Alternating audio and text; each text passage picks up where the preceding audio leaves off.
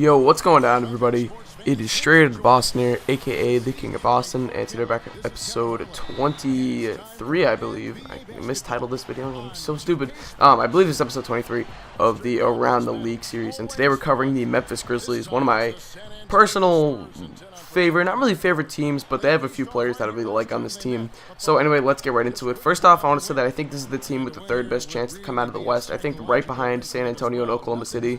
This team, just in a playoff style format with their elite defense, I think they could beat the Nuggets. I think they could beat the Clippers. I know they've beaten the Warriors over and over again, and it's very frustrating as a Warriors fan. But I really do think that the Grizzlies have a legit shot at making the NBA Finals. I think they could take the Spurs in a 7-game series. I think they could take Oklahoma City in a 7-game series. I really like this Grizzlies team. So let me explain why. So going down the roster, first off, what I really like is the way they built this team. I agree with the Rudy Gay trade 100%. They've been better without him.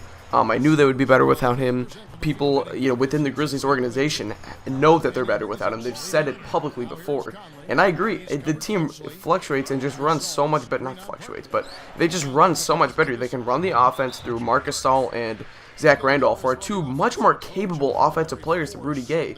When you run your offense through Zach Randolph, a very dynamic offensive player in that he can work at the post, he can hit a face-up mid-range game, he's a very good offensive rebounder, and then you can also work it through maybe the best passing big man in the game in Marc Gasol. I mean, him or Joe Camino are right up there. You work your offense through those two guys.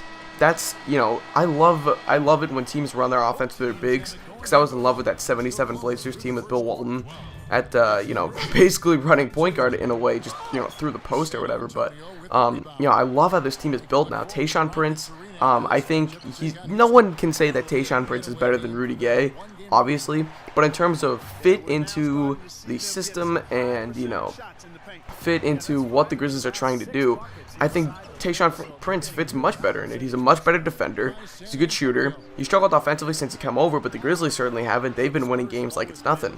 And then against the rest of these guys, you got Mike Conley and Tony Allen, two very good defensive guards. Tony Allen might be the best perimeter defender in the NBA, quite frankly.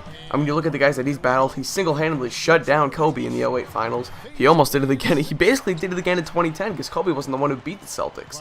But, anyway, so, I love Tony Allen. I think he's a great defender. He always shows up when he plays the Celtics.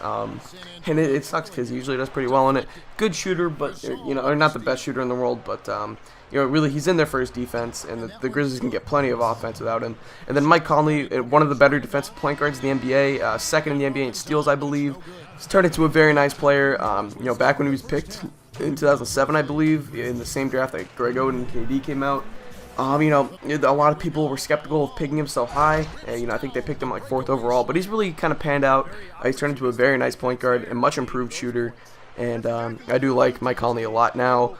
This team, I think they should have not done the Wayne Ellington and Murray Spates deal, and just because even though I think at that point everyone thought they weren't going to trade Rudy Gay, but I still think they should have traded Rudy Gay anyway, and then just kept Wayne Ellington and Murray Spates.